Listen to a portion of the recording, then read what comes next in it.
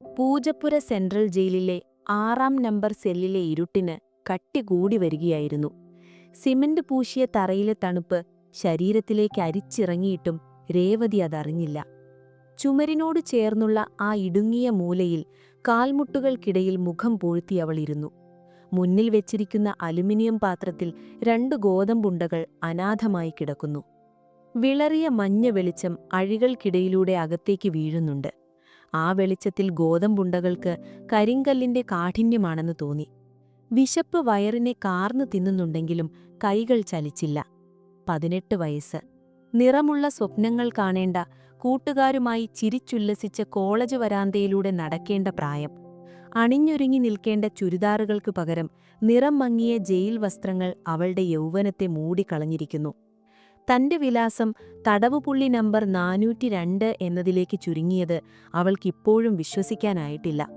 വിറയ്ക്കുന്ന കൈകളോടെ അവൾ ഒരു ഗോതമ്പുണ്ട കൈയിലെടുത്തു. അതിന് ജീവനില്ലാത്ത തണുപ്പായിരുന്നു.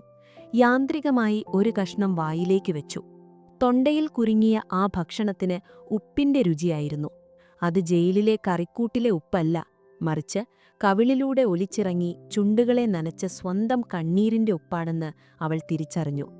ചവച്ചരയ്ക്കുന്ന ഓരോ ഉരുളയിലും ദാരിദ്ര്യത്തിന്റെയും ചതിയുടെയും നഷ്ടപ്പെട്ട സ്വപ്നങ്ങളുടെയും കയ്പുരസം കലർന്നിരുന്നു. പുറത്ത് ജയിൽ വളപ്പിലെ മരച്ചില്ലയിൽ എവിടെയോ ഇരുന്ന് ഒരു രാത്രിപക്ഷി ദയനീയമായി കരയുന്നത് കേൾക്കാം. ആ കരച്ചിൽ ഇരുമ്പഴികൾക്കുള്ളിൽ കുടുങ്ങിയ തന്റെ ഉള്ളിലെ നിലവിളി പോലെ അവൾക്ക് തോന്നി. ആരും കേൾക്കാത്ത, ആർക്കും വേണ്ടാത്ത ഒരു നിലവിളി. പതുക്കെ അവൾ കണ്ണുകൾ അടച്ചു. ഇരുട്ടിന് കട്ടി കൂടുന്നു. മനസ്സ് മെല്ലെ ആ ജയിൽ മുറിയിൽ നിന്ന് പുറത്തേക്ക്, കാതങ്ങൾക്കപ്പുറമുള്ള ഇടുക്കിയിലെ മഞ്ഞു വീഴുന്ന മലനിരകളിലേക്ക്, നഷ്ടപ്പെട്ട ആ സ്വർഗത്തിലേക്ക് യാത്ര പോയി. ഇടുക്കിയിലെ ആ കൊച്ചു വീട് വെറുമൊരു വീടായിരുന്നില്ല, രേവതിയുടെ സ്വർഗമായിരുന്നു. കോടമഞ്ഞ് പുതച്ചുറങ്ങുന്ന തേയിലക്കാടുകൾക്ക് നടുവിൽ മലയുടെ ചരിവിലായി ഓടുമേഞ്ഞ ആ ചെറിയ വീട്. രാവിലെ ജനൽ തുറക്കുമ്പോൾ മുഖത്തേക്ക് അടിച്ചുകയറുന്ന മഞ്ഞുകാറ്റിന് ഏലക്കയുടെയും കാട്ടുപൂക്കളുടെയും ഗന്ധമുണ്ടാകും. അച്ഛൻ രാഘവൻ തേയിലത്തോട്ടത്തിലെ തൊഴിലാളിയായിരുന്നു. വെയിലുകൊണ്ട് കറുത്ത തഴമ്പിച്ച കൈകളായിരുന്നു അച്ഛൻ്റേത്. പക്ഷേ ആ കൈകൾ കൊണ്ട് തലയിൽ തലോടുമ്പോൾ കിട്ടുന്ന സുരക്ഷിതത്വം മറ്റൊരിടത്തും അവൾക്ക് കിട്ടിയിട്ടില്ല. മോള് പഠിച്ച് വലിയ ടീച്ചറാവണം എന്നു പറഞ്ഞ അച്ഛൻ എന്നും നെറ്റിയിൽ ഉമ്മ തരുമായിരുന്നു. അമ്മ ശാരദ എപ്പോഴും അടുക്കളയിലെ പുകയ്ക്കും കരിക്കുമിടയിൽ തിരക്കിലായിരിക്കും. വൈകുന്നേരങ്ങളിൽ കോടമഞ്ഞ് മലയിറങ്ങി വരുമ്പോൾ രേവതിയും കുഞ്ഞനിയൻ രാഹുലും ഉമ്മറത്തിണ്ണയിൽ കാത്തിരിക്കും. അകലെ വളവു തിരിഞ്ഞു വരുന്ന അച്ഛന്റെ രൂപം കാണുമ്പോൾ രാഹുൽ തുള്ളിച്ചാടും. അച്ഛന്റെ സഞ്ചിയിൽ അവനായി ഒരു നാരങ്ങാ മിഠായിയെങ്കിലും ഉണ്ടാകും. ദാരിദ്ര്യമുണ്ടായിരുന്നെങ്കിലും ആ വീട്ടിൽ ചിരിക്കൊട്ടും കുറവില്ലായിരുന്നു. കഞ്ഞിയും ചമ്മന്തിയുമാണെങ്കിലും എല്ലാവരും ഒരുമിച്ചിരുന്ന് കഴിക്കുന്നതിലെ രുചി പിന്നീട് ഒരിടത്തും അവൾക്ക് കിട്ടിയിട്ടില്ല. പക്ഷേ വിധിയൊരു കറുത്ത ജീപ്പിന്റെ രൂപത്തിൽ പാഞ്ഞെത്തിയത് ഒരു നശിച്ച സന്ധ്യയിലായിരുന്നു. അന്ന് പതിവിലും നേരത്തെ ഇരുട്ടുവീണു. അച്ഛൻ വരാൻ വൈകി. ഉമ്മറത്ത് കാത്തിരുന്ന രേവതിയുടെ ഉള്ളിൽ ഒരു അകാരണമായ ഭയം നിറഞ്ഞു. ഒടുവിൽ വളവ് തിരിഞ്ഞൊരു ജീപ്പിന്റെ വെളിച്ചം വന്നു. പക്ഷേ അത് അച്ഛന്റെ വരവായിരുന്നില്ല. അടിമാലിയിലെ കൊടും വളവിൽ വെച്ച നിയന്ത്രണം വിട്ട ജീപ്പ് കൊക്കയിലേക്ക് മറിഞ്ഞ വാർത്തയുമായി അയൽക്കാരാണ് വന്നത്. രാഘവൻ എന്ന് നിലവിളിച്ചുകൊണ്ട് അമ്മ ബോധരഹിതയായി വീണത് രേവതിയുടെ ഓർമ്മയിലുണ്ട്. ആശുപത്രി വരാന്തയിലെ തണുത്ത ബെഞ്ചിലിരുന്ന് അവൾ വിറച്ചു. ഫിനൈലിന്റെയും മരുന്നിന്റെയും മനം മടുപ്പിക്കുന്ന ഗന്ധം. ഒടുവിൽ ഡോക്ടർ പുറത്തേക്ക് വന്ന് തല താഴ്ത്തി. അച്ഛൻ പോയി, എന്നേക്കുമായി. അമ്മയ്ക്ക് ജീവൻ തിരിച്ചു കിട്ടി. പക്ഷെ നട്ടെല്ലിന് ഗുരുതരമായ ക്ഷതം സംഭവിച്ചു. ഇനി ഒരിക്കലും എഴുന്നേറ്റ് നടക്കാനാവില്ലെന്ന സത്യം അവൾക്ക് വിശ്വസിക്കാനായിട്ടില്ല. അച്ഛന്റെ ചിതയിലെ തീ അണയുന്നു മുൻപേ രേവതിയുടെ കുട്ടിക്കാലവും എരിഞ്ഞടങ്ങിയിരുന്നു. 10ാം ക്ലാസ് പരീക്ഷാഫലം വന്ന ദിവസം അവൾ അത് നോക്കാൻ പോലും പോയില്ല. ഫുൾ A+ ഉണ്ടെന്ന് കൂട്ടുകാരി വന്നു പറഞ്ഞപ്പോൾ അവൾ ചിരിച്ചില്ല. ആരും കാണാതെ തന്റെ പാഠപുസ്തകങ്ങളും സ്കൂൾ യൂണിഫോമും അവൾ ഒരു പഴയ പെട്ടിയിലാക്കി അട്ടത്തുവെച്ചു. ആ പെട്ടി പൂട്ടിയപ്പോൾ അവൾ പൂട്ടിയത് സ്വന്തം സ്വപ്നങ്ങളെ കൂടിയായിരുന്നു. 16ാം വയസ്സിൽ കളിച്ചു നടക്കേണ്ട പ്രായത്തിൽ അവൾ ആ വീട്ടിന്റെ ഗൃഹനാഥയായി. കിടപ്പിലായ അമ്മ, വിശക്കുന്ന അനിയൻ, പട്ടിണി കിടക്കുന്ന വീട്, ഭാരങ്ങൾ ആ മെലിഞ്ഞ ചുമലുകളിലേക്ക് ഇടിഞ്ഞു വീണു. നാട്ടിലെ ചെറിയ പണികൾ കൊണ്ടൊന്നും ഒരറ്റവും മുട്ടാത്ത അവസ്ഥയിലെത്തിയിരുന്നു കാര്യങ്ങൾ. റേഷൻ അരിയും അയൽക്കാരുടെ സഹായവും കൊണ്ടുമാത്രം ജീവിക്കാൻ കഴിയില്ലെന്ന് രേവതിക്ക് മനസ്സിലായി. അമ്മയുടെ മരുന്നിനും അനിയന്റെ പഠനത്തിനും പണം വേണം. ഓരോ രാത്രിയും ഉറക്കമില്ലാതെ അവൾ മച്ചിലെ ദ്രവിച്ച തടിയിലേക്ക് നോക്കിക്കിടന്നു. അപ്പോഴാണ് അച്ഛന്റെ പഴയ സുഹൃത്ത് വർക്കിയേട്ടൻ ആശ്വാസത്തിന്റെ ഒരു കച്ചിത്തുരുമ്പുമായി വന്നത്. കൊച്ചിയിലൊരു വലിയ വീടുണ്ട് മോളെ, ആനന്ദ് സാർ എന്ന പേര്. വലിയ പണക്കാരാ. അവിടെ നിൽക്കാൻ ഒരു വിശ്വസ്തയെ വേണം. ശമ്പളം നല്ലതാ. നിനക്ക് പോകാമോ? മറ്റൊന്നും ആലോചിക്കാനില്ലായിരുന്നു. വിശപ്പിന്റെ വിളിക്കു മുന്നിൽ മറ്റെന്താലോചിക്കാൻ? പോകുന്ന ദിവസം അമ്മയെ കെട്ടിപ്പിടിച്ച് അവൾ ഏറെ നേരം കരഞ്ഞു. അമ്മേ, ഞാൻ പോയിട്ട് പെട്ടെന്ന് വരാം. മരുന്നു മുടങ്ങരുത്. തളർന്ന കൈകൾ കൊണ്ട് അമ്മ അവളുടെ തലയിൽ തൊട്ടു. ആ കണ്ണുകളിലെ നിസ്സഹായത രേവതിയുടെ നെഞ്ചു നീട്ടിച്ചു. അനിയൻ രാഹുലിന്റെ കവിളിൽ ഒരു ഉമ്മ കൊടുത്ത് അവൾ പടിയിറങ്ങി. കയ്യിലാകെയുണ്ടായിരുന്നത് 2 ജോഡി ഉടുപ്പുകളും അച്ഛന്റെ ഒരു ചെറിയ ഫോട്ടോയും അടങ്ങിയ ഒരു പഴയ ബാഗും മാത്രം.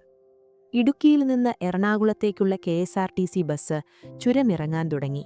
ഓരോ ഹെയർപിൻ വളവുകൾ തിരിയുമ്പോഴും അവളുടെ ഉള്ളൊന്ന് കാളി. പിന്നിലേക്ക് മറയുന്ന മലനിരകൾക്കൊപ്പം തന്റെ സുരക്ഷിതമായ ലോകവും മാഞ്ഞു പോകുന്നതായി അവൾക്ക് തോന്നി. തണുത്ത കാറ്റിനു പകരം താഴേക്ക് ചെല്ലുന്തോറും നഗരത്തിന്റെ ചൂട് മുഖത്തടിച്ചു തുടങ്ങി. പേടിയും പ്രതീക്ഷയും ഇടകലർന്ന ഒരു വികാരം. ഒരറ്റത്ത് കുടുംബത്തെ രക്ഷിക്കാമെന്ന പ്രതീക്ഷ, മറുവറ്റത്ത് അപരിചിതമായ നഗരത്തെക്കുറിച്ചുള്ള ഭയം. എറണാകുളത്ത് ബസ്സിറങ്ങിയപ്പോൾ കണ്ട കാഴ്ചകൾ അവളെ അമ്പരപ്പിച്ചു. ഇത്രയും മനുഷ്യരും വാഹനങ്ങളും അവൾ ടിവിയിൽ മാത്രമേ കണ്ടിട്ടുള്ളൂ. കാതടപ്പിക്കുന്ന ഹോണടികൾ, തിരക്കിട്ടോടുന്ന മനുഷ്യർ. ആരും ആരെയും നോക്കുന്നില്ല. വർക്കിയേട്ടന്റെ നിർദ്ദേശപ്രകാരം അവൾ ഒരു ഓട്ടോയിൽ കയറി. ഓട്ടോ നഗരത്തിരക്കുകൾ വിട്ട് ഒരു വലിയ ഗേറ്റിനു മുന്നിൽ വന്നു നിന്നു. ശിവദ എന്നെഴുതിയ മാർബിൾ ഫലകം. ഗേറ്റ് തുറന്ന് അകത്തേക്ക് കയറി അവൾ അന്തം വിട്ടു. വീടല്ല, അതൊരു കൊട്ടാരമായിരുന്നു. മുറ്റത്ത് നിരത്തിയിട്ടിരിക്കുന്ന വില കൂടിയ കാറുകൾ, ഭംഗിയായി വെട്ടിയൊതുക്കിയ പുൽത്തകിടി, പൂന്തോട്ടം. തന്റെ വീട്ടിന്റെ മേൽക്കുരയിലെ ഓട്ടകളിലൂടെ മഴവെള്ളം വീഴുന്ന പാത്രങ്ങളുടെ ശബ്ദം ഓർമ്മ വന്നപ്പോൾ അവൾക്ക് സ്വയം പുച്ഛം തോന്നി. കോളിംഗ് ബെല്ലിന്റെ ശബ്ദം പോലും സംഗീതം പോലെയായിരുന്നു. വാതിൽ തുറന്നതൊരു മധ്യവയസ്കയായ സ്ത്രീയായിരുന്നു. ആരാ? ഞാൻ വർക്കിയേട്ടൻ പറഞ്ഞിട്ട് ശബ്ദം തൊണ്ടയിൽ കുരുങ്ങി. അവരകത്തേക്ക് ക്ഷണിച്ചു. കാലുകുത്താൻ പോലും പേടി തോന്നുന്നത്ര തിളക്കമുള്ള തറ, എയർ കണ്ടീഷണറിന്റെ തണുപ്പ്, ചുമരുകളിൽ തൂക്കിയിട്ടിരിക്കുന്ന വലിയ പെയിന്റിങ്ങുകൾ. അവൾ അറിഞ്ഞില്ല താൻ നടന്നു കയറുന്നത് പട്ടുമെത്ത വിരിച്ച ഒരു കെണിയിലേക്കാണെന്ന്. ദാരിദ്ര്യത്തിൽ നിന്ന് രക്ഷപ്പെടാൻ ഓടിക്കയറിയത് ആത്മാവ് നഷ്ടപ്പെടുന്ന ഒരു സ്വർണ്ണക്കൂട്ടിലേക്കാണെന്ന്. ശിവദ എന്ന ആ കൂറ്റൻ വീട്ടിലെ ജീവിതം രേവതിക്കൊരു അത്ഭുത ലോകമായിരുന്നു. രാവിലെ 5 മണിക്ക് എഴുന്നേറ്റ് ആ വലിയ വീട് മുഴുവൻ വൃത്തിയാക്കുമ്പോൾ അവൾക്ക് ആദ്യം ഭയം തോന്നിയിരുന്നു. കാൽ വഴുതി പോകുന്നത്ര മിനുസമുള്ള തറകൾ, വില കൂടിയ ക്രിസ്റ്റൽ പാത്രങ്ങൾ, എവിടെ നോക്കിയാലും കണ്ണഞ്ചിപ്പിക്കുന്ന അലങ്കാരങ്ങൾ. തന്റെ ഇടുക്കിയിലെ ഓടുമേഞ്ഞ വീട്ടിലെ കരിപിടിച്ച അടുക്കളയുമായി താരതമ്യം ചെയ്യുമ്പോൾ ഇതൊരു സ്വപ്നലോകമാണെന്ന് അവൾക്ക് തോന്നി. വീട്ടിലെ ഗൃഹനാഥനായ ആനന്ദ് സാർ ഗൗരവക്കാരനായിരുന്നു. ബിസിനസ് കാര്യങ്ങളുടെ തിരക്കുകൾക്കിടയിൽ അദ്ദേഹം വീട്ടിലെ കാര്യങ്ങൾ ശ്രദ്ധിക്കാറില്ല. ഭാര്യ വിദേശത്താണ്. വീട്ടിൽ പ്രായമായ അമ്മയുണ്ട്. അവരെപ്പോഴും മുറിയിൽ തന്നെ ആയിരിക്കും. രേവതിയുടെ പ്രധാന സന്തോഷം മാസാവസാനം കിട്ടുന്ന ശമ്പളമായിരുന്നു. 15,000 രൂപ. ഇടുക്കിയിൽ അച്ഛൻ രാപ്പകൽ പണിയെടുത്താൽ പോലും കിട്ടാത്ത തുക. ആദ്യത്തെ ശമ്പളം കിട്ടിയപ്പോൾ അവൾ വിറയ്ക്കുന്ന കൈകളോടെ അത് എണ്ണി നോക്കി. മണിയോർഡറായി അത് നാട്ടിലേക്ക് അയക്കുമ്പോൾ അവൾക്ക് എന്തെന്നില്ലാത്ത അഭിമാനം തോന്നി. അമ്മയുടെ മരുന്ന്, അനിയന്റെ ഫീസ്, വീടിന്റെ കടം എല്ലാം മെല്ലെ മാറുകയാണ്. തന്റെ വിയർപ്പിന് വിലയുണ്ടെന്ന് അവൾക്ക് തോന്നിത്തുടങ്ങി. പതുക്കെ പതുക്കെ വീടിന്റെ ആഡംബരങ്ങളോട് അവൾ ഇണങ്ങി. ബാക്കി വരുന്ന മുന്തിയ ഭക്ഷണങ്ങൾ കഴിക്കുമ്പോൾ, എയർ കണ്ടീഷണറിന്റെ തണുപ്പിൽ കിടന്നുറങ്ങുമ്പോൾ ദാരിദ്ര്യം ഒരു പഴയ ഓർമ്മ മാത്രമായി അവൾക്ക് തോന്നി. ആ സമാധാനത്തിലേക്കാണ് രേവന്ത് കടന്നുവന്നത്. ആനന്ദ് സാറിന്റെ ഏക മകൻ. കോളേജിൽ പഠിക്കുന്ന രേവന്ത് അവധിക്കാലത്ത് വീട്ടിലെത്തിയപ്പോൾ വീടിന്റെ അന്തരീക്ഷം മാറി. സിനിമാ നടനെപ്പോലെ സുന്ദരനായ, വില കൂടിയ ടീഷർട്ടും ജീൻസും ധരിക്കുന്ന, മുടിയിൽ ജെല്ല് പുരത്തി നടക്കുന്ന ചെറുപ്പക്കാരൻ. ആദ്യം അവൾക്ക് അവനെ കാണുമ്പോഴേ ഭയമായിരുന്നു. സാറിനെപ്പോലെ ഗൗരവക്കാരനായിരിക്കുമെന്ന് കരുതി അവൾ ഒഴിഞ്ഞുമാറി നടന്നു. എന്നാൽ രേവന്ത് അങ്ങനെയല്ലായിരുന്നു. എന്താ പേര്? അടുക്കളയിൽ വെള്ളം കുടിക്കാൻ വന്നപ്പോൾ അവൻ ചോദിച്ചു. രേവതി. അവൾ തലകുനിച്ചു മറുപടി പറഞ്ഞു. നല്ല പേര്. രേവതിയും രേവന്തും നല്ല ചേർച്ചയുണ്ട്, അവൻ ചിരിച്ചുകൊണ്ട് പറഞ്ഞു. ആ വാക്കുകൾ അവളെ വല്ലാതെ ഉലച്ചു. പിന്നീടുള്ള ദിവസങ്ങളിൽ അവന്റെ നോട്ടം അവളിൽ പതിക്കുന്നത് അവൾ അറിഞ്ഞു. തറ തുടയ്ക്കുമ്പോഴും തുണി വിരിക്കുമ്പോഴും അവന്റെ കണ്ണുകൾ തന്നെ പിന്തുടരുന്നുണ്ടെന്ന് അവൾ തിരിച്ചറിഞ്ഞു. ആ നോട്ടത്തിൽ അധികാരമായിരുന്നില്ല, മറിച്ച് ആരാധനയായിരുന്നു. ഒരിക്കൽ അവൾ തുണി ഇസ്തിരിയിടുമ്പോൾ അവൻ മുറിയിലേക്ക് വന്നു. ഇടുക്കിക്കാരികൾക്ക് ഇത്ര ഭംഗിയുണ്ടാകുമെന്ന് ഞാൻ കരുതിയില്ല, അവൻ പതിഞ്ഞ ശബ്ദത്തിൽ പറഞ്ഞു. അവളുടെ കൈകൾ വിറച്ചു. ഇസ്തിരിപ്പെട്ടിയിൽ നിന്ന് കൈ പൊള്ളാതിരിക്കാൻ അവൾ പാടുപെട്ടു. അയ്യോ, സാറ് പോയേ, ആരെങ്കിലും കാണും, അവൾ പേടിയോടെ പറഞ്ഞു. കണ്ടോട്ടെ, അതിനെന്താ? അവൻ അവളുടെ അടുത്തു വന്നു നിന്ന് അവളുടെ മുടിയിഴകളിൽ മെല്ലെ തൊട്ടു. ആ സ്പർശനം ഒരു മിന്നൽ പോലെ അവളുടെ ശരീരത്തിലൂടെ കടന്നുപോയി. 18 വയസ്സുകാരിയായ ഒരു പെൺകുട്ടിക്ക് താങ്ങാവുന്നതിലും അധികമായിരുന്നു ആ ശ്രദ്ധ. ഇടുക്കിയിലെ പരുക്കൻ ആണുങ്ങളെ മാത്രം കണ്ട് ശീലിച്ച അവൾക്ക് രേവന്തിന്റെ മൃദുവായ സംസാരവും പെരുമാറ്റവും ലഹരിയായി. അവൻ അവൾക്കായി ചോക്ലേറ്റുകൾ കൊണ്ടുവന്നു കൊടുത്തു. ആരും കാണാതെ പഴയ ഒരു സ്മാർട്ട് ഫോൺ സമ്മാനിച്ചു. രാത്രികളിൽ എല്ലാവരും ഉറങ്ങുമ്പോൾ അവൻ അവൾക്ക് മെസ്സേജുകൾ അയച്ചു. നീ ഇവിടെ നിൽക്കേണ്ടവളല്ല, റാണി പോലെ വാഴേണ്ടവളാണ് എന്നവന്റെ വാക്കുകൾ അവൾ വിശ്വസിച്ചു തുടങ്ങി. അവൻ കാണിച്ചു തന്ന വർണ്ണപകിട്ടാർന്ന ലോകത്തിൽ അവൾ സ്വയം മറന്നു. താനൊരു വേലക്കാരിയാണെന്ന സത്യം അവൾ സൗകര്യപൂർവ്വം മറന്നു.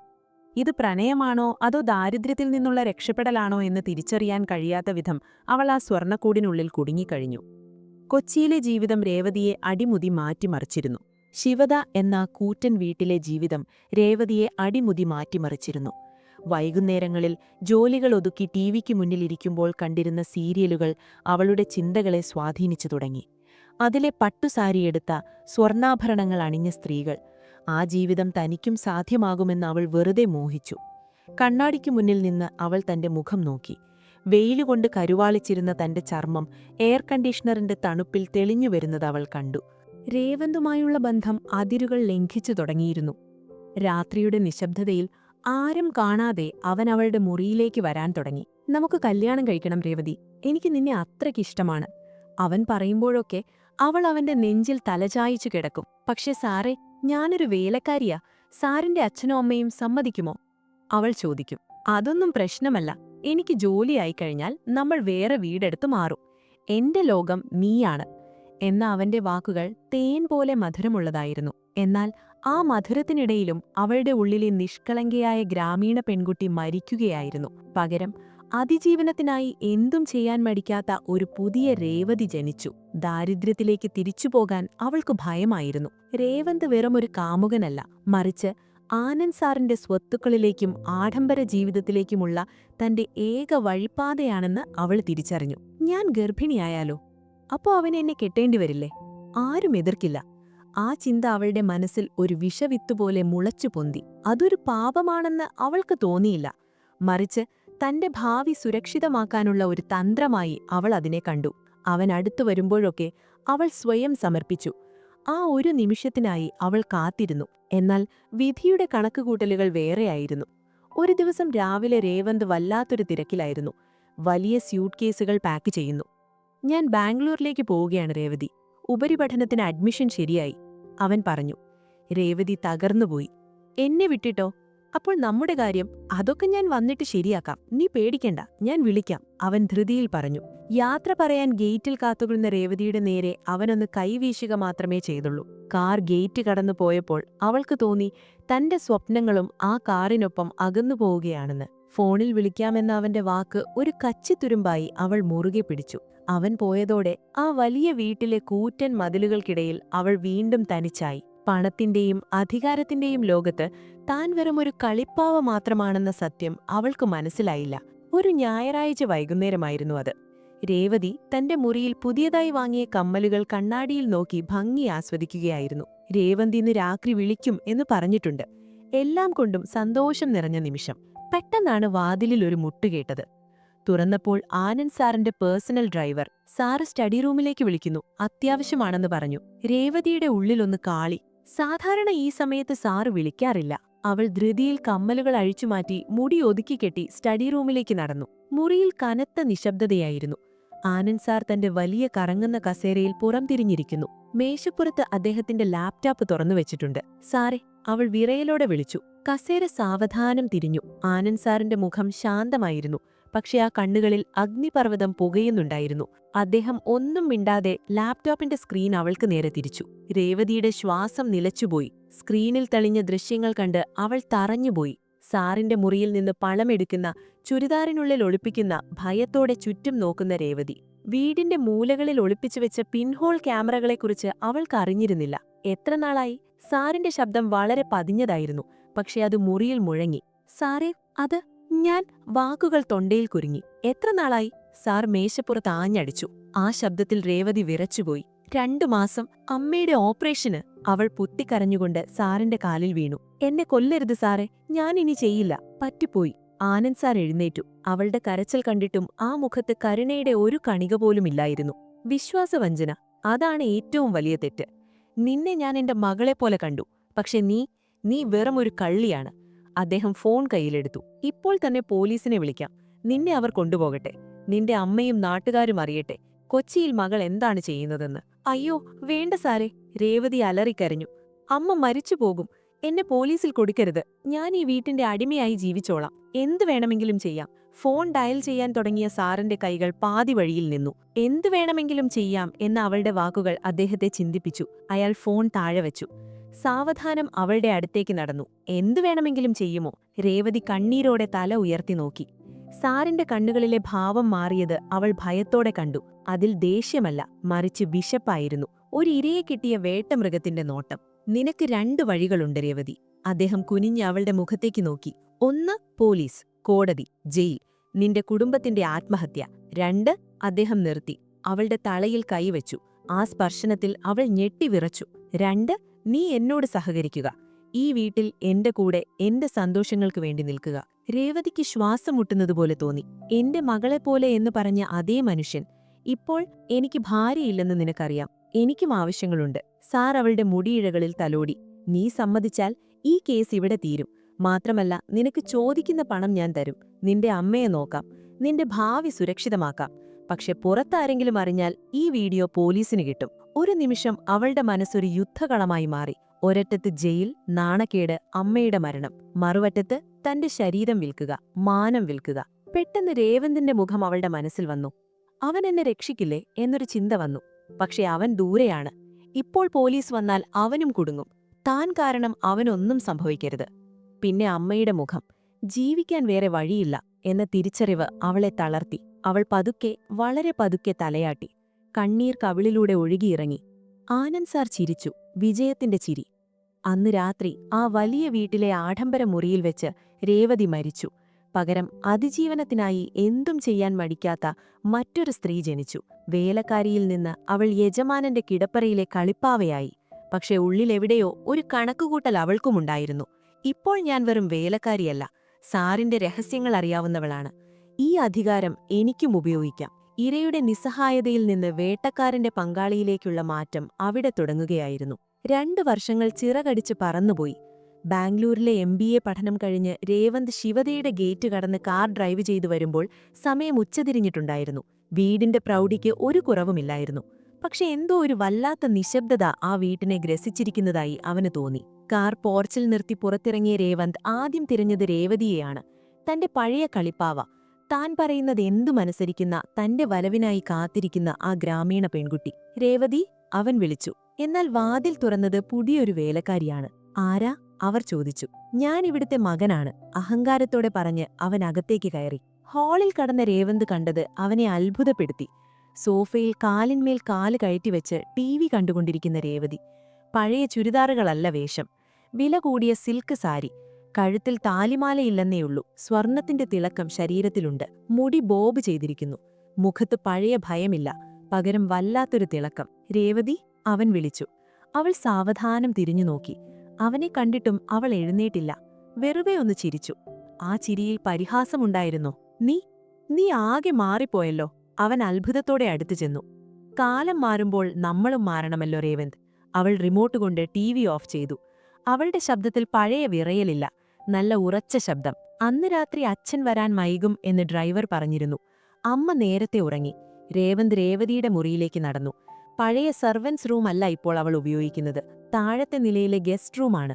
വാതിൽ തുറന്ന് അകത്ത് കയറിയ രേവന്ത് കണ്ടത് കണ്ണാടിക്ക് മുന്നിൽ നിന്ന് മുടി ചീകുന്ന രേവതിയെയാണ്. രേവതി, എനിക്ക് കാത്തിരിക്കാൻ വയ്യ. എത്ര നാളായി നിന്നെ കണ്ടിട്ട്. അവൻ പിന്നിൽ നിന്ന് ചെന്ന് അവളെ കെട്ടിപ്പിടിക്കാൻ ശ്രമിച്ചു. പക്ഷെ ഒരു ഷോക്ക് ഏറ്റതുപോലെ അവൾ അവനെ തള്ളിമാറ്റി. തിരിഞ്ഞു നിന്ന അവളുടെ കണ്ണുകളിൽ കണ്ടത് വെറുപ്പായിരുന്നു. തുടരുത്, ഇനി എന്റെ ദേഹത്ത് കൈവയ്ക്കരുത്. രേവന്ത് അമ്പരന്നു. എന്താ? നീ എന്റെ കാമുകിയല്ലേ? നമ്മൾ തമ്മിൽ. അതൊക്കെ പഴയ കഥ, അവൾ പുച്ഛത്തോടെ പറഞ്ഞു. നീ എന്നെ ഇവിടെ തനിച്ചാക്കി പോയപ്പോൾ ഞാൻ അനുഭവിക്കാൻ പോകുന്ന നരകത്തെക്കുറിച്ച് നീ ചിന്തിച്ചില്ല. എന്റെ അമ്മയെ രക്ഷിക്കാൻ ഞാൻ പെട്ട പാട് നീ അറിഞ്ഞില്ല. അതിന് ഞാൻ അച്ഛന്റെ പണം എടുക്കാൻ പറഞ്ഞില്ലേ, അതാണോ പ്രശ്നം? അതെ, ആ പണം തന്നെയാണ് പ്രശ്നം. ആ പണം എടുത്തതിന് നിന്റെ അച്ഛൻ എന്നെ പിടിച്ചു. പോലീസിൽ കൊടുക്കാതിരിക്കാൻ അവളൊന്ന് നിർത്തി. പിന്നെ അവനെ നേരിട്ട് നോക്കി. ഇപ്പോൾ ഞാൻ നിന്റെ അച്ഛന്റെ സ്വന്തമാണ്, ഈ വീട്ടിന്റെ അധികാരി. നിനക്ക് വേണമെങ്കിൽ അമ്മയെന്ന് വിളിക്കാം. രേവന്തിന്റെ തലയിൽ ഇടി തീ വീണതുപോലെയായി. സ്വന്തം അച്ഛൻ തന്റെ കാമുകിയും. ഛേ, നീ വെറുമൊരു... അവൾ അറപ്പോടെ പറഞ്ഞു. അതെ, ഞാൻ മോശമാണ്. പക്ഷെ എന്നെ ഇങ്ങനെയാക്കിയത് നീയും നിന്റെ അച്ഛനുമാണ്. ഇപ്പോൾ എനിക്ക് ആരെയും പേടിയില്ല. അച്ഛൻ വരുമ്പോൾ ചോദിച്ചു നോക്ക്. ഈ വീട്ടിന്റെ താക്കോൽ ഇപ്പോൾ എന്റെ അരയിലാണ്. രേവന്ത് തകർന്നുപോയി. സ്വന്തം വീട്ടിൽ താനൊരു അപരിചിതനായതുപോലെ തോന്നി. തന്റെ പ്രണയം, കാമം, അധികാരം എല്ലാം ചേർന്ന് നിർമ്മിച്ച കെണിയിൽ താൻ തന്നെ വീണിരിക്കുന്നു. അവൾ വാതിൽ വലിച്ചടച്ചു. ആ ശബ്ദം അവന്റെ ഹൃദയത്തിലാണ് കൊണ്ടത്. അന്ന് രാത്രി കൊച്ചി നഗരത്തിൽ കനത്ത മഴയായിരുന്നു. ഇടയ്ക്കിടെ മിന്നുന്ന ഇടിമിന്നലുകൾ ശിവദ എന്ന വീട്ടിന്റെ ജനാലകൾക്കുള്ളിൽ വെളിച്ചം വിതറിക്കൊണ്ടിരുന്നു. ഡൈനിങ് ടേബിളിൽ അത്താഴത്തിനിരിക്കുമ്പോഴും അന്തരീക്ഷം സംഘർഷഭരിതമായിരുന്നു. പ്ലേറ്റിൽ സ്പൂൺ തട്ടുന്ന ശബ്ദമല്ലാതെ മറ്റൊന്നും കേൾക്കാനില്ല. ആനന്ദ് സാർ പതിവിലധികം മദ്യപിച്ചിരുന്നു. അദ്ദേഹത്തിന്റെ കണ്ണുകൾ ചുവന്നിരുന്നു. രേവന്ത് തലകുനിച്ച് ചോറിളക്കിക്കൊണ്ടിരിക്കുകയായിരുന്നു. ഒരു വറ്റുപോലും കഴിക്കാൻ അവന് കഴിയുന്നില്ല. രേവതി ആനന്ദ് സാറിന്റെ തൊട്ടടുത്ത് വീട്ടുകാരിയെപ്പോലെയിരുന്നു. അവളുടെ മുഖത്തൊരു നിഗൂഢമായ പുഞ്ചിരിയുണ്ടായിരുന്നു. നിശബ്ദത ഭേദിച്ചത് ആനന്ദ് സാറാണ്. അദ്ദേഹം ഒരു പരിഹാസ ചിരിയോടെ രേവന്തിനെ നോക്കി. എന്താടാ, നിനക്ക് വിശപ്പില്ലേ? അതോ പഴയ കാമുകിയെ അച്ഛന്റെ കൂടെ കണ്ടതുകൊണ്ട് തൊണ്ടയിൽ ചോറിറങ്ങുന്നില്ലേ? രേവന്ത് തല ഉയർത്തി. അവന്റെ കണ്ണുകളിൽ തീതിളക്കമുണ്ടായിരുന്നു. അച്ഛാ, നിർത്തു. സ്വന്തം മകന്റെ കാമുകിയെ ഇത്രയും നീചനാകാൻ അച്ഛൻ എങ്ങനെ കഴിഞ്ഞു? ആനന്ദ് സാർ ഉറക്കെ ചിരിച്ചു. നീചനോ? അധികാരമുള്ളവൻ ഭരിക്കുന്നു, ഇല്ലാത്തവൻ നോക്കി നിൽക്കുന്നു. അതാണ് ലോകനിയമം. നീ ഇവളെ ഉപേക്ഷിച്ചു പോയില്ലേ? അപ്പോൾ ഞാൻ ഇവൾക്ക് സംരക്ഷണം കൊടുത്തു, അല്ലേ രേവതി? അദ്ദേഹം രേവതിയുടെ കയ്യിൽ പിടിച്ചു. രേവന്ത് അറപ്പോടെ അത് നോക്കി നിന്നു. രേവതി, നീ പറയൂ, നിനക്കിവനെ വേണോ അതോ എന്നെ വേണോ? സാറ് വെല്ലുവിളിച്ചു. രേവതി സാവധാനം എഴുന്നേറ്റു. അവൾ രേവന്തിനെ നോക്കി. ആ കണ്ണുകളിൽ കണ്ടത് പഴയ പ്രണയമായിരുന്നില്ല, മറിച്ച് പ്രതികാരമായിരുന്നു. താൻ അനുഭവിച്ച അപമാനങ്ങൾക്കും വേദനകൾക്കുമുള്ള മറുപടി. എനിക്ക് സാറിനെ മതി, അവൾ ഉറച്ച ശബ്ദത്തിൽ പറഞ്ഞു. സാറാണ് എന്നെ സംരക്ഷിച്ചത്. നീ എന്നെ കള്ളിയാക്കി ജയിലിലേക്ക് തള്ളിവിടാൻ നോക്കി. സാർ എനിക്ക് ജീവിതം തന്നു. ആ വാക്കുകൾ രേവന്തിന്റെ നിയന്ത്രണം നഷ്ടപ്പെടുത്തി. നിർത്തടി, നന്ദി കെട്ടവളെ, അവൻ ആക്രോശിച്ചുകൊണ്ട് കസേര തട്ടിമാറ്റി എഴുന്നേറ്റു. രേവന്തേ, ശബ്ദം താഴ്ത്തി സംസാരിക്കടാ. ആനന്ദ് സാറും എഴുന്നേറ്റു. മദ്യലഹരിയിൽ അദ്ദേഹം ആടിയുലയുന്നുണ്ടായിരുന്നു. ഇവളിപ്പോൾ നിന്റെ അമ്മയുടെ സ്ഥാനത്താണ്, ബഹുമാനിക്കണം. അമ്മയോ ഇവളോ? രേവന്ത് അച്ഛന്റെ നേരെ പാഞ്ഞു ചെന്നു. നിങ്ങളെ ഞാൻ... അച്ഛനും മകനും തമ്മിൽ ഒന്തും തള്ളുമായി. രേവതി ഭയത്തോടെ മാറി നിന്നു.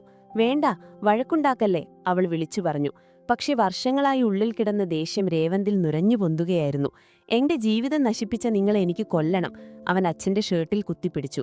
ആനന്ദ് സാർ അവനെ അടിക്കാൻ കൈയോങ്ങി. ആ നിമിഷം രേവന്ത് സർവ്വശക്തിയുമെടുത്ത് അച്ഛനെ പിന്നിലേക്ക് തള്ളിച്ചു. പോടാ. മദ്യലഹരിയിലായിരുന്ന ആനന്ദ് സാറിന് ബാലൻസ് കിട്ടിയില്ല. അദ്ദേഹം പിന്നിലേക്ക് വേച്ചുപോയി. ഡൈനിങ് ടേബിളിന്റെ മൂർച്ചയുള്ള കോണിലേക്ക് അദ്ദേഹത്തിന്റെ തല വന്നിടിച്ചു. ഒരു വലിയ ശബ്ദത്തോടെ അദ്ദേഹം മാർബിൾ തറയിലേക്ക് വീണു. പിന്നെ എല്ലാം നിശബ്ദമായി. മഴയുടെ ഇരമ്പൽ മാത്രം. അച്ഛാ, രേവന്ത് വിളിച്ചു. അനക്കമില്ല. തലയുടെ ഭാഗത്തുനിന്ന് കടും ചുവപ്പു നിറത്തിലുള്ള രക്തം തറയിലൂടെ പടരുന്നത് കണ്ട് രേവതി നിലവിളിച്ചുപോയി. ആ ചോരച്ചാലുകൾ തറയിലെ വെള്ള മാർബിളിൽ പടർന്നു പിടിച്ചു. രേവന്ത് വിറച്ചുകൊണ്ട് പിന്നോട്ടു മാറി. താൻ ചെയ്തതെന്താണെന്ന് തിരിച്ചറിയാൻ അവന് കുറച്ച് നിമിഷങ്ങൾ വേണ്ടിവന്നു. സ്വർണ്ണക്കൂട് തകർന്നു വീണിരിക്കുന്നു, അതിനുള്ളിലെ സമാധാനവും. കനത്ത മഴയുടെ ശബ്ദത്തെ കീറിമുഴിച്ചുകൊണ്ട് രേവതിയുടെ നിലവിളി ആ വലിയ വീടിന്റെ ചുമരുകളിൽ തട്ടി പ്രതിധ്വനിച്ചു. അയ്യോ സാർ, ഒന്ന് കണ്ണു തുറക്കണേ. മുകളിലത്തെ നിലയിൽ നിന്ന് ഗോവണി പടികൾ ഇറങ്ങി ഓടിവന്ന സാവിത്രിയമ്മ കണ്ടത് നടുങ്ങുന്ന കാഴ്ചയായിരുന്നു. മാർബിൾ തറയിൽ രക്തത്തിൽ കുളിച്ചു കിടക്കുന്ന ഭർത്താവ്, അടുത്ത് വിറച്ചു നിൽക്കുന്ന മകൻ, നിലത്തിരുന്ന് അലറിക്കരയുന്ന രേവതി. അവർ ഓടിവന്ന ആനന്ദിന്റെ അടുത്തിരുന്നു. തലയിൽ നിന്ന് രക്തമൊഴുകുകയാണ്. നാഡീമിടിപ്പ് വളരെ കുറവാണ്. ആനന്ദേട്ടാ, അവർ വിളിച്ചു. മറുപടിയില്ല. അവർ തല ഉയർത്തി മകനെ നോക്കി. രേവന്ത് ഒരു പ്രതിമ പോലെ നിൽക്കുകയാണ്. അവന്റെ കണ്ണുകൾ തുറിച്ചു നിൽക്കുന്നു. ഞാൻ തള്ളിയതാ. അച്ഛൻ വീഴുമെന്ന് കരുതിയില്ല, അവൻ വിറയ്ക്കുന്ന ചുണ്ടുകളോടെ പിറുപിറുത്തു. ആ വാക്കുകൾ സാവിത്രിയമ്മയുടെ ഉള്ളിൽ ഇടിമുഴക്കമുണ്ടാക്കി. സ്വന്തം മകൻ, അച്ഛനെ കൊലപ്പെടുത്തിയ കുറ്റം, ജയിൽ, കുടുംബത്തിന്റെ മാനം, എല്ലാം ഒരു നിമിഷം കൊണ്ട് തകർന്നു വീഴാൻ പോകുന്നു. ഒരു നിമിഷം അവർ തളർന്നുപോയി. പക്ഷെ അടുത്ത നിമിഷം ആ സ്ത്രീയിലെ അമ്മ ഉണർന്നു. അല്ല, കുടുംബത്തിന്റെ അഭിമാനം സംരക്ഷിക്കാൻ ഏതറ്റം വരെയും പോകുന്ന തറവാട്ടുകാരി ഉണർന്നു. അവർ ചാടി എഴുന്നേറ്റ് രേവന്തിന്റെ അടുത്ത് ചെന്നു. അവന്റെ കവിളിൽ ആഞ്ഞൊരടി കൊടുത്തു. "മിണ്ടരുത്, നീ ഒന്നും ചെയ്തിട്ടില്ല, കേട്ടല്ലോ?" രേവന്ത് അമ്പരത്തോടെ മകനെ നോക്കി. സാവിത്രിയമ്മ രേവതിക്ക് നേരെ തിരിഞ്ഞു. ആ കണ്ണുകളിൽ അപ്പോൾ കണ്ട ക്രൂരത രേവതിയെ മരവിപ്പിച്ചു. "ഇവളാണിത് ചെയ്തത്," അവർ വിരൽ ചൂണ്ടി പറഞ്ഞു.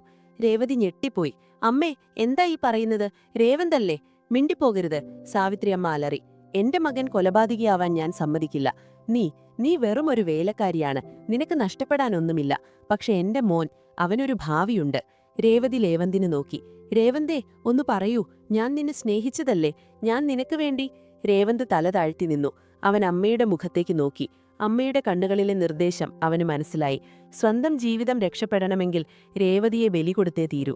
"അമ്മേ," രേവന്ത് പതുക്കെ വിളിച്ചു. "മോൻ പേടിക്കണ്ട, പോലീസിനോട് എന്തു പറയണമെന്ന് അമ്മ പറഞ്ഞുതരാം." സാവിത്രിയമ്മ അവന്റെ തോളിൽ പിടിച്ചു. പിന്നെ രേവതിക്ക് നേരെ തിരിഞ്ഞു. "നീ ഇവിടെ മോഷ്ടിക്കാൻ വന്നതാണ്. അപ്പോൾ സാറ് കണ്ടു. തടയാൻ ശ്രമിച്ചപ്പോൾ നീ സാറിനെ തള്ളിയിട്ടു. അതാണ് സത്യം. മനസ്സിലായോ?" "ഇല്ല, ഞാൻ സമ്മതിക്കില്ല. ഞാൻ സത്യം പറയും." രേവതി എഴുന്നേൽക്കാൻ ശ്രമിച്ചു. സാവിത്രിയമ്മ പരിഹാസത്തോടെ ചിരിച്ചു. "ആര് വിശ്വസിക്കും? നീ ഒരു കള്ളിയാണെന്ന് തെളിയിക്കാൻ എന്റെ കയ്യിൽ വീഡിയോ ഉണ്ട്. സാർ അന്ന് കാണിച്ചു തന്ന വീഡിയോ. അത് പോലീസിന് കൊടുത്താൽ മതി. ബാക്കി അവർ തീരുമാനിച്ചോളും." ആ നിമിഷം രേവതിക്ക് മനസ്സിലായി, താൻ തോറ്റുകഴിഞ്ഞു എന്ന്. സ്നേഹിച്ച പുരുഷനും വിശ്വസിച്ച കുടുംബവും ചേർന്ന് തന്നെ കുരുതി കൊടുക്കുകയാണ്. സാവിത്രിയമ്മ ഫോൺ എടുത്ത് പോലീസിനെ വിളിച്ചു. അവരുടെ ശബ്ദത്തിൽ അഭിനയത്തിന്റെ എല്ലാ ഭാവങ്ങളും ഉണ്ടായിരുന്നു. കരച്ചിലും വെപ്രാളവും കലർന്ന ശബ്ദം. "സാർ, വേഗം വരണം. ഞങ്ങളുടെ വേലക്കാരി എന്റെ ഭർത്താവിനെ..." പുറത്തു മഴയുടെ ശക്തി കൂടിയിരുന്നു. പക്ഷെ ആ വീട്ടിനുള്ളിൽ പെയ്ത ചതിയുടെ മഴയ്ക്ക് അതിനേക്കാൾ ശക്തിയുണ്ടായിരുന്നു. രേവതി തറയിൽ കിടക്കുന്ന ആനന്ദ് സാറിന്റെ മുഖത്തേക്ക് നോക്കി. ആ മനുഷ്യൻ കണ്ണു തുറന്നിരുന്നെങ്കിൽ. പക്ഷെ അദ്ദേഹം അനങ്ങാതെ കിടന്നു. സാവിത്രി അമ്മ മകനെ ചേർത്തു പിടിച്ചു. "ധൈര്യമായി നിക്ക്, അമ്മയുണ്ട്." രേവതി ആ അമ്മയെയും മകനെയും നോക്കി. താൻ സ്നേഹിച്ച രേവന്ത് മരിച്ചുപോയിരിക്കുന്നു. മുന്നിൽ നിൽക്കുന്നത് സ്വന്തം തെറ്റുമറയ്ക്കാൻ കാമുകിയെ ഒറ്റിക്കൊടുക്കുന്ന ഒരു ഭീരു മാത്രമാണ്. അവൾ തലയിൽ കൈവച്ചിരുന്നുപോയി. വിധി ഇത്രമേൽ ക്രൂരമാകുമെന്ന് അവൾ കരുതിയിരുന്നില്ല. പോലീസ് ജീപ്പിന്റെ സൈറൻ ശബ്ദം ആ രാത്രിയുടെ നിശബ്ദതയെ കീറിമുറിച്ചു. ശിവദ എന്ന ഗേറ്റ് കടന്ന് പോലീസ് ജീപ്പ് വരുമ്പോൾ രേവതി തളർന്ന് സോഫയിലിരിക്കുകയായിരുന്നു. രക്തത്തിൽ കുളിച്ചുകിടക്കുന്ന ആനന്ദ് സാറിനെ ആംബുലൻസിലേക്ക് മാറ്റുമ്പോഴും അവൾ അനങ്ങിയില്ല. സർക്കിൾ ഇൻസ്പെക്ടർ ഫിലിപ്പ് ജോർജ് അകത്തേക്ക് കയറി. സാവിത്രി അമ്മ കരച്ചിലിനിടയിലും കാര്യങ്ങൾ വിശദീകരിച്ചു. "സാറേ, ഇവളാണ് എല്ലാം ചെയ്തത്. ഇവൾ ഞങ്ങളുടെ വേലക്കാരിയാണ്. മുൻപ് ഇവൾ ഇവിടെ നിന്ന് പണം മോഷ്ടിച്ചതാണ്. അതെല്ലാം ഞങ്ങൾ ക്ഷമിച്ചതാണ്. ഇന്ന് രാത്രി വീണ്ടും മോഷ്ടിക്കാൻ നോക്കിയപ്പോൾ എന്റെ ഭർത്താവ് കണ്ടുപിടിച്ചു. പിടിവലിക്കിടയിൽ ഇവൾ അദ്ദേഹത്തെ പിടിച്ചു തള്ളി." രേവതി തലയുയർത്തി നോക്കി. "അല്ല സാറേ, ഞാൻ ചെയ്തില്ല. രേവന്താണ്." ഇൻസ്പെക്ടർ രേവന്തിനെ നോക്കി. അവൻ തല താഴ്ത്തി നിൽക്കുകയാണ്. "മോനെ, എന്താ സംഭവിച്ചത്?" ഇൻസ്പെക്ടർ ചോദിച്ചു. രേവന്ത് സാവധാനം തലയുയർത്തി. അവന്റെ കണ്ണുകളിൽ കുറ്റബോധമുണ്ടായിരുന്നു. പക്ഷെ അമ്മയുടെ കൈ അവന്റെ തോളിൽ മുറുകിയപ്പോൾ അത് മാറി. "അമ്മ പറഞ്ഞതാണ് സത്യം. ഇവൾ അച്ഛനെ തള്ളിയിട്ടു." രേവതിയുടെ നെഞ്ചിൽ ഒരു വെള്ളിടി വെട്ടിയതുപോലെ തോന്നി. അവൾ അലറിക്കരഞ്ഞു. "കള്ളം, പച്ചക്കള്ളം! നീ എന്തിനാ രേവന്തെ എന്നോടിങ്ങനെ ചെയ്യുന്നത്?" എന്നാൽ ഇൻസ്പെക്ടർ അവളെ നോക്കി പുച്ഛത്തോടെ ചിരിച്ചു. "മതി നിന്റെ അഭിനയം. തെളിവ് സാവിത്രിയമ്മ തന്നിട്ടുണ്ട്. നീ പണം മോഷ്ടിക്കുന്ന പഴയ CCTV ദൃശ്യങ്ങൾ. അതുമതി നിന്റെ സ്വഭാവം കോടതിക്ക് മനസ്സിലാക്കാൻ." പോലീസ് സ്റ്റേഷനിലെ ലോക്കപ്പിൽ ആ രാത്രി അവൾ ഉറങ്ങിയില്ല. കൊതുക് കടിയും തണുപ്പും അതിലുപരി ചതിയുടെ വേദനയും അവളെ നീറ്റിച്ചു. പിറ്റേന്ന് പത്രങ്ങളിൽ വാർത്ത വന്നു. സമ്പത്ത് ഗൃഹത്തിൽ വേലക്കാരിയുടെ ക്രൂരത. മോഷണശ്രമത്തിൽ ഗൃഹനാഥനെ വധിക്കാൻ ശ്രമം. അവൾ വെറുമൊരു അത്യാഗ്രഹിയായ വേലക്കാരിയായി മുദ്രകുത്തപ്പെട്ടു. അവളെ വിശ്വസിക്കാൻ ആരുമുണ്ടായിരുന്നില്ല. കോടതിയിൽ വിചാരണ തുടങ്ങിയപ്പോൾ രേവതിക്കു വേണ്ടി വാദിക്കാൻ വന്നത് സർക്കാർ വക അഭിഭാഷകനായിരുന്നു. എന്നാൽ സാവിത്രിയമ്മ ഇറക്കിയത് നഗരത്തിലെ ഏറ്റവും പ്രഗത്ഭനായ ക്രിമിനൽ വക്കീലിനെയാണ്. കോടതി മുറിയിൽ സാക്ഷിക്കൂട്ടിൽ നിന്നുകൊണ്ട് രേവന്ത് വീണ്ടും കള്ളം പറഞ്ഞു. "ഈ പെൺകുട്ടി പണത്തോട് ആർത്തിയുള്ളവളാണ്. അവൾ പലതവണ എന്റെ അച്ഛനെ ഭീഷണിപ്പെടുത്തിയിട്ടുണ്ട്." ഓരോ നുണയും കേൾക്കുമ്പോഴും രേവതിയുടെ ഉള്ളം പിടഞ്ഞു. അവൾ കോടതി മുറിയിൽ വെച്ച് പൊട്ടിക്കരഞ്ഞു. "ദൈവമേ, ഇത്രയും വലിയ ചതി ആരും ആരോടും ചെയ്യരുതേ." പക്ഷെ നീതിപീഠത്തിന് മുന്നിൽ തെളിവുകൾക്കാണ് വില. രേവതി പണം മോഷ്ടിക്കുന്ന വീഡിയോ വലിയ സ്ക്രീനിൽ പ്രദർശിപ്പിക്കപ്പെട്ടു. അത് കണ്ടതോടെ ജഡ്ജിയുടെ മുഖത്തും അതൃപ്തി തെളിഞ്ഞു. ആനന്ദ് സാർ ഇപ്പോഴും കോമയിലാണ്. അദ്ദേഹത്തിന് സംസാരിക്കാൻ കഴിയില്ല. ഏക ദൃക്സാക്ഷികൾ രേവന്തും അമ്മയുമാണ്. അവർ രണ്ടുപേരും രേവതിക്കെതിരെ മൊഴി പറഞ്ഞു. വിധി പറയുന്ന ദിവസം കോടതി തിങ്ങി നിറഞ്ഞിരുന്നു. പ്രതി രേവതി കുറ്റക്കാരി എന്ന് തെളിഞ്ഞിരിക്കുന്നു.